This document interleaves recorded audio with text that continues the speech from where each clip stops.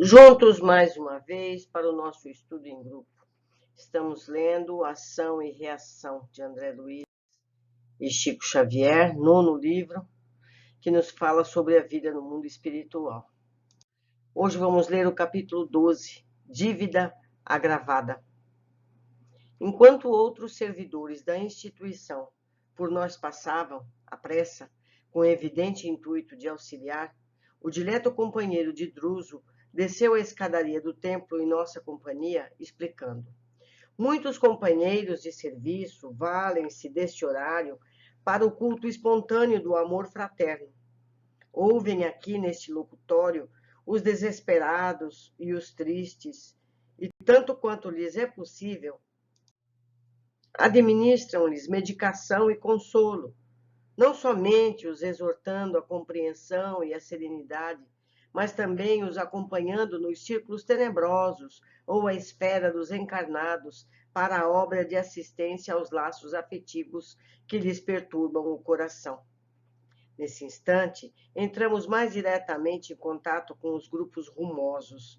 Agora, adaptada a nossa visão à sombra reinante, conseguimos diferenciar as figuras lamentáveis e exóticas que nos cercavam, agoniadas, eram mulheres de duro semblante que a miséria desfigurava e homens de fisionomias torturadas pelo ódio e pela angústia. Dificilmente, de nossa parte, poderíamos avaliar-lhes a idade segundo o escalão terrestre. O infortúnio deles convertera-os em fantasma de amargura, quase a irmaná-los integralmente ao mesmo tipo de configuração exterior.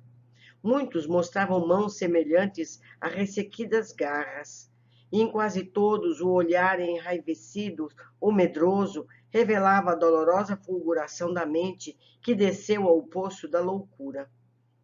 Preces comoventes misturavam-se a clamores sinistros de revolta, e vendo, contristados, a multidão em movimentos rudes, ante as portas abertas do santuário tranquilo, perguntamos ao assistente por que não se acolhia toda ela ao templo hospitaleiro, então quase deserto. Silas, contudo, designando a entrada do edifício que vínhamos de deixar, fixou a portaria radiante que da forte penumbra mais se nos afigurava um túnel aberto para a luz, e esclareceu. Efetivamente, reportam-se vocês à medida desejável. Entretanto, apenas ingressam no recinto sagrado quantos lhe podem suportar a claridade com o respeito devido. Quase todos os irmãos que se congregam nesta praça trazem mutilações que a perversidade lhes impôs, ou são portadoras de sentimentos tigrinos, de que petições comoventes mal encobrem, e com semelhantes disposições não resistem ao impacto da claridade dominante, dosada em fotônios específicos, a se caracterizarem por determinado teor eletromagnético indispensável à garantia de nossa casa. Muitos de nossos irmãos aqui desarvorados clamam com a boca, que anseiam pelas vantagens da prece. Na intimidade do santuário, no entanto, por dentro, lá estimariam tripudiar sobre o nome sublime de nosso Pai Celeste, no culto à ironia e à blasfêmia, para que não tumultuem a atmosfera divina que nos cabe oferecer a oração pura e reconfortante, recomendam nossos orientadores que a luz permaneça graduada contra distúrbios e prejuízos facilmente evitáveis. Olhe que interessante. Hilário, espantado, considerou. Significa isso que somente a sincera compulsão da alma entrará em sintonia com as forças eletromagnéticas imperantes no recinto. Exatamente assim, confirmou o interlocutor. Não existe mentira no plano espiritual. Ela é logo revelada, entendemos? Entendemos. Nossa instituição permanece de braços abertos à provação e ao sofrimento, mas não à rebeldia e ao desespero. Que outra sorte seria condená-la ao aniquilamento e ao descrédito na região atormentada em que se localiza. Nesse ponto da conversação, fomos interrompidos por dezenas de braços ressequidos a implorarem socorro. Silas fitava-os, compadecidos, mas sem se deter, até que nosso passo foi cortado por apressada mulher, exclamando ansiosa: Assistente Silas! Assistente Silas! Nosso amigo identificou-a, porque, parando de súbito, estendeu-lhe a destra amiga, murmurando: Luísa, a que vens? Defrontavam-se em ambos a curiosidade e a aflição. A senhora, desencarnada, com sinais de irreprimível angústia, gritou sem preâmbulos: Socorro, socorro, minha filha, minha pobre Marina Smoesse. Tenho lutado com todas as minhas forças para furtá-la ao suicídio, mas agora me sinto enfraquecida e incapaz. Os soluços sufocaram-lhe a garganta, inibindo-lhe a voz. Fala, disse o orientador de nossa excursão, em tom imperativo, como se o alarme daquele instante lhe obscurecesse a serenidade mental, imprescindível ao entendimento da nova situação.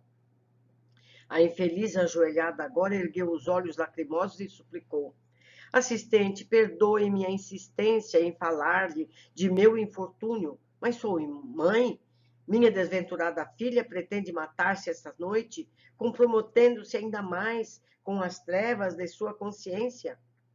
Silas aconselhou-lhe a volta ao lar terreno, como lhe fosse possível, e, dando-nos as mãos, promoveu a viagem rápida para o objetivo a que devíamos atender.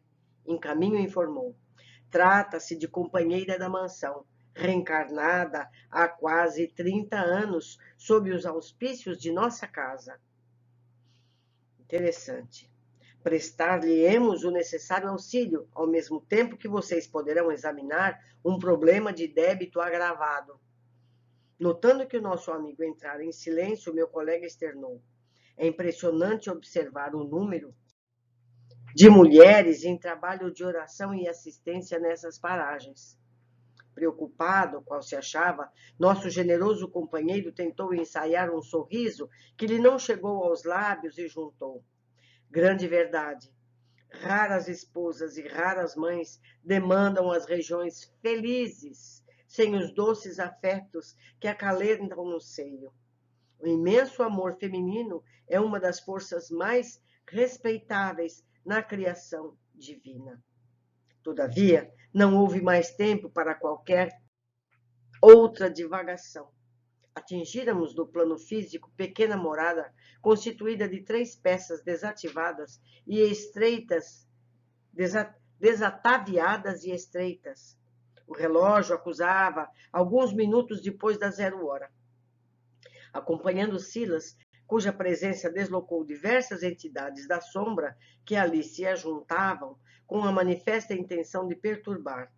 Ingressamos num quarto humilde. Percebemos, sem palavras, que o problema era efetivamente desolador.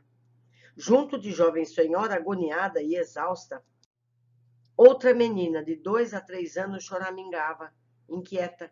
Via-se-lhe nos olhos esgazeados e inconsciente o estigma dos que foram marcados por irremediável sofrimento ao nascer. Contudo, através da preocupação indisfarçável de Silas, era fácil reconhecer que a pobre senhora era o caso mais urgente para os nossos cuidados. A infeliz, de joelho, beijava sofregamente a pequenina, mostrando a indefinível angústia dos que se despedem para sempre. Logo após, em movimento rápido, tomou de um copo em que se encontrava beberragem cujo teor tóxico não nos deixava qualquer dúvida. Antes, porém, de colá-lo à boca, em febre, eis que o assistente lhe disse em voz segura: Como podes pensar na sombra da morte sem a luz da oração? A desventurada não lhe ouviu a pergunta com os tímpanos de carne, mas a frase de Silas invadiu-lhe a cabeça qual rajada violenta. Lampejaram-lhe os olhos com novo brilho e o copo tremeu-lhe nas mãos, agora indecisas. Nosso orientador estendeu-lhe os braços, envolvendo-a em fluidos anestesiantes de carinho e bondade. Marina, pois era ela a irmã, quem o aflito coração materno suplicara socorro, dominada de novos pensamentos, recolocou o perigoso recipiente no lugar primitivo e, sob a vigorosa influência do diretor de nossa excursão, levantou-se automaticamente e estirou-se no leito em prece. Deus meu, Pai de infinita bondade, implorou em voz alta, compadece-te de mim e perdoe-me o fracasso. Não suporto mais. Sem minha presença, meu marido viverá mais tranquilo no leprosário e minha desventurada filhinha encontrará corações caridosos que lhe dispensem amor. Não tenho mais recursos, estou doente, nossas contas esmagam-me. Como vencer a enfermidade que me devora? Obrigada a costurar sem repouso entre o marido e a filhinha que me reclamam assistência e ternura? Silas administrava-lhe passes magnéticos de prostração. Induzindo-a a ligeiro movimento do braço, fez que ela mesma, num impulso irrefletido, batesse com força no copo fatídico, que rolou pelo piso do quarto, derramando o líquido letal. Em lágrimas copiosas, a pobre criatura insistiu desolada. Ó Senhor, compadece-te de mim. Reconheço no próprio gesto impensado a manifestação de uma força estranha a entravar-lhe a possibilidade da morte deliberada naquele instante. Passou a orar em silêncio, com evidentes sinais de temor e remorso. Atitude mental essa que lhe acentuava a passividade e da qual se valeu o assistente para conduzi-la ao sono provocado. Silas emitiu forte jato de energia fluídica sobre o córtex encefálico dela, e a moça, sem conseguir explicar a si mesma a razão do torpor que lhe invadia o campo nervoso, deixou-se adormecer pesadamente, qual se houvera sorvido violento narcótico. O assistente interrompeu a operação socorrista e falou-nos bondoso. Temos aqui asfixiante problema de conta agravada. E designando a jovem mãe agora extenuada, continuou. Marina veio de nossa mansão para auxiliar Jorge e Zilda, dos quais se fizera devedora. No século passado, interpôs-se entre os dois, quando recém-casados, impelindo-os a deploráveis leviandades que lhes valeram angustiosa demência no plano espiritual. Depois de longos padecimentos e desajustes, permitiu o Senhor que muitos amigos intercedessem junto aos poderes superiores para que se lhes recompusesse o destino. E os três renasceram no mesmo quadro social para o trabalho regenerativo. Marina, a primogênita do lar de nossa irmã Luísa, recebeu a incumbência de tutelar a irmãzinha menor, que assim se desenvolveu ao calor de seu fraternal carinho.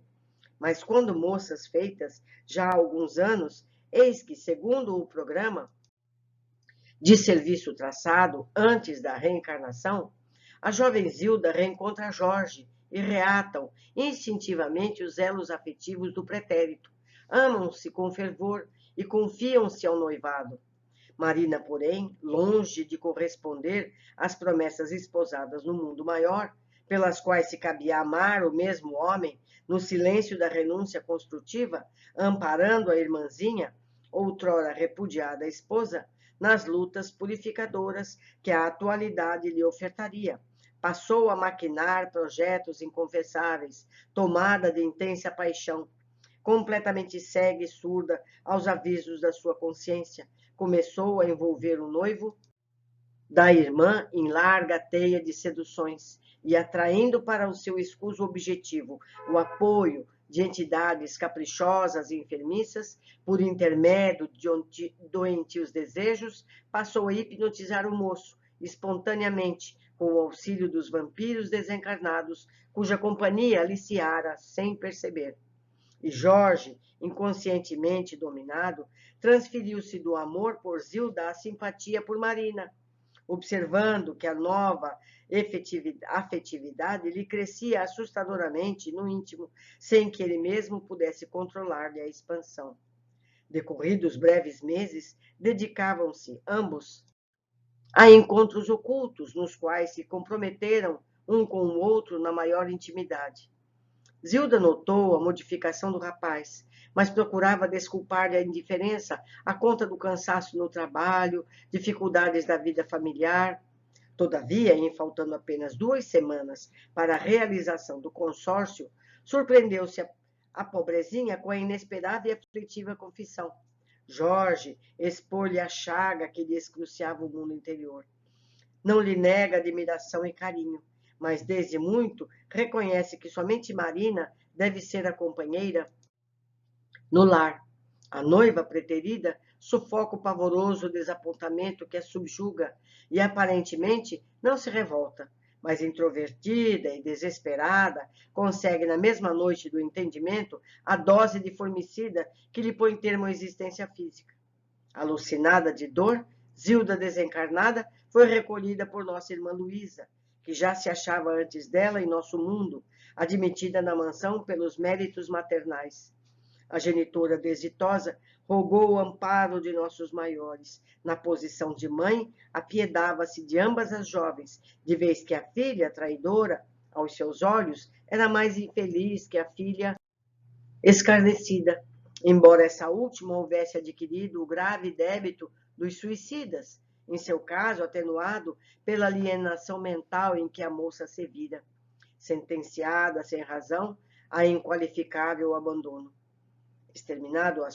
Examinado o assunto carinhosamente pelo ministro Sânzio, que conhecemos pessoalmente, determinou ele que Marina fosse considerada devedora em conta agravada por ela mesma, e logo após a decisão providenciou a fim de que Zilda fosse recambiada ao lar para receber aí os cuidados merecidos. Marina falhara na prova de renúncia em favor da irmã, que lhe era credora generosa, mas condenara-se ao sacrifício pela mesma irmãzinha, agora imposta pelo arresto da lei ao seu convívio, na situação de filha terrivelmente sofredora, imensamente amada.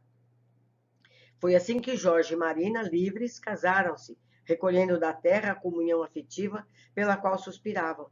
Entretanto, 2 anos após o enlace, receberam Zilda em retardo, no berço, como filhinha, estremecida. Quer dizer, a menina que nasceu com retardo é a moça que matou-se por culpa de Marina. A vida sempre dá volta e traz tudo para a mesma casinha. Mas desde os primeiros meses do rebento adorado, identificaram-lhe a dolorosa prova.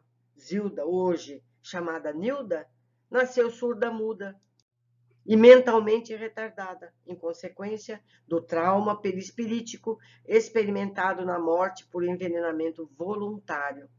Inconscientemente e atormentada nos resfolhos do ser pelas recordações asfixiantes do passado recente, chora quase que dia e noite. Quanto mais sofre, porém, mais ampla ternura recolhe dos pais que a amam com extremados desvelos de compaixão e carinho. A vida corria-lhes regularmente, não obstante atribulada pelas provas naturais do roteiro, quando, há meses, Jorge foi apartado para o leprosário, onde se encontra em tratamento. Desde então, entre o esposo doente e a filhinha infeliz, Marina, em seu débito agravado, padece o abatimento em que a encontramos martelada igualmente pela tentação do suicídio. Silenciou o assistente. Achávamos, eu e Hilário, assombrados e comovidos. Veja só, gente, que trio! Que gesto impensado gerou vidas e vidas sucessivas de dramas cada vez maiores. O problema era doloroso do ponto de vista humano, contudo, encerrava precioso ensinamento da justiça divina. Silas acariciou a moça prostrada e acentuou: auxiliar-nos-á o Senhor para que se recupere e reanime. Nesse instante, a irmã Luísa penetrou no recinto, entre deprimida e ansiosa, inteirou-se de todas as ocorrências e agradeceu, enxugando as lágrimas.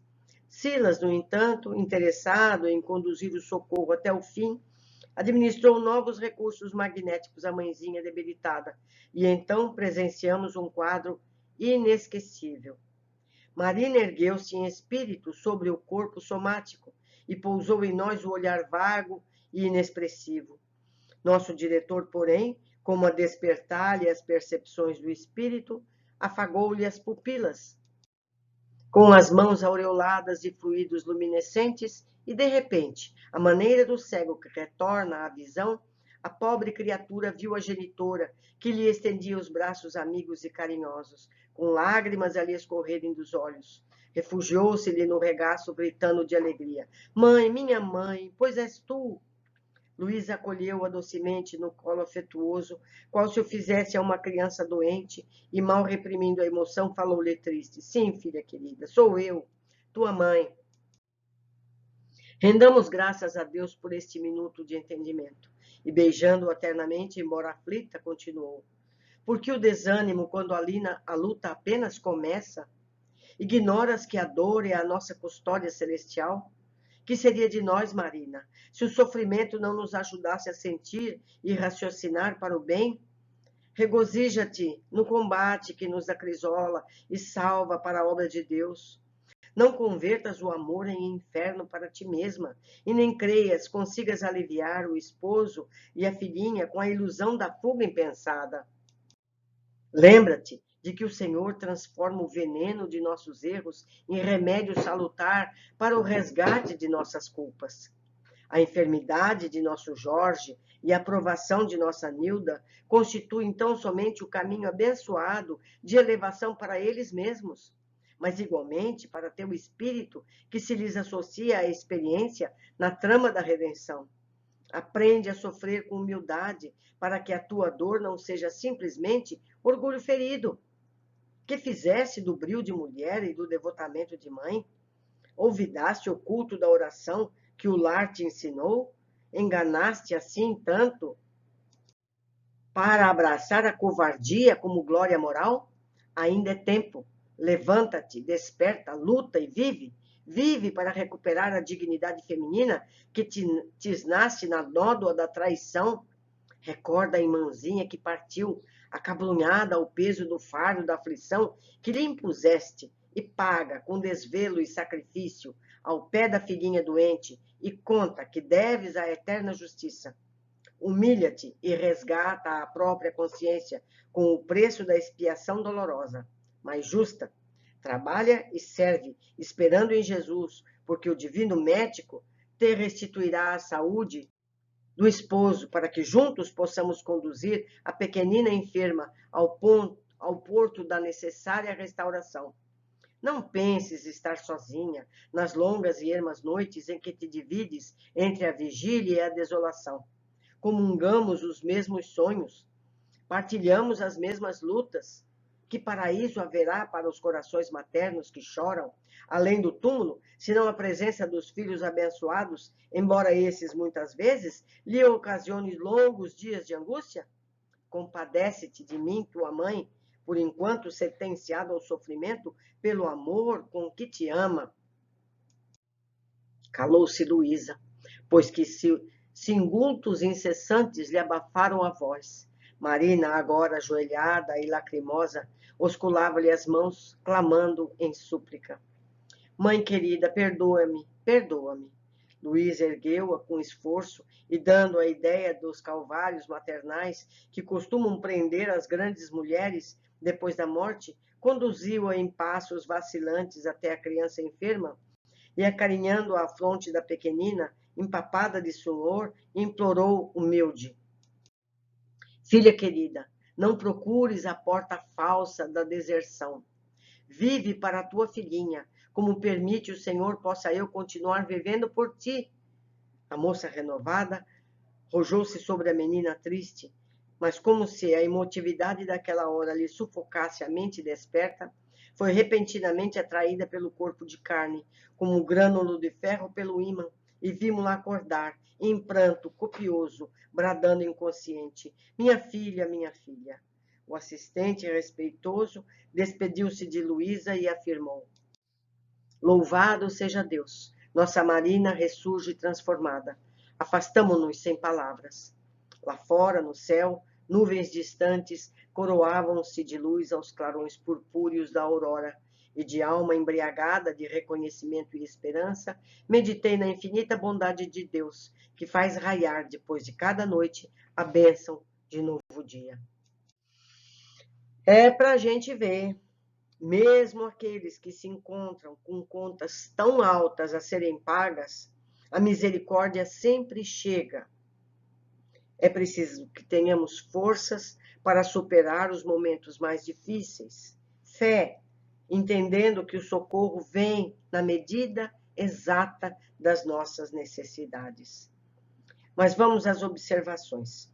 Silas é questionado pelo motivo de os sofredores não entrarem no templo, e este explica. As letras amarelas são cópias fiéis do original. Apenas ingressam no recinto sagrado quantos lhe podem suportar a claridade com o respeito devido. Não resistem ao impacto da claridade dominante, dosada em fotônios específicos a se caracterizarem por determinado teor eletromagnético, indispensável à garantia de nossa casa. Somente a sincera compulsão da alma entrará em sintonia com as forças eletromagnéticas imperantes no recinto. Eles, os espíritos que estão do lado de fora, não suportam as vibrações mais elevadas. E essa vibração tem mesmo a finalidade de manter ali as vibrações benéficas preservadas. Apenas os transformados para o bem conseguem ali estar. Então é impossível a mentira, não é verdade? Simples assim. Continuando. Como havíamos percebido, essa casa de amparo segue protegendo os que se reencarnam partindo dali, monitorando as atitudes, auxiliando na tentativa de evitar novos erros. Tentativas. Reencarnada há quase 30 anos, sob os auspícios de nossa casa. É o caso da Marina. Não é verdade? Quantos outros devem ter esse suporte?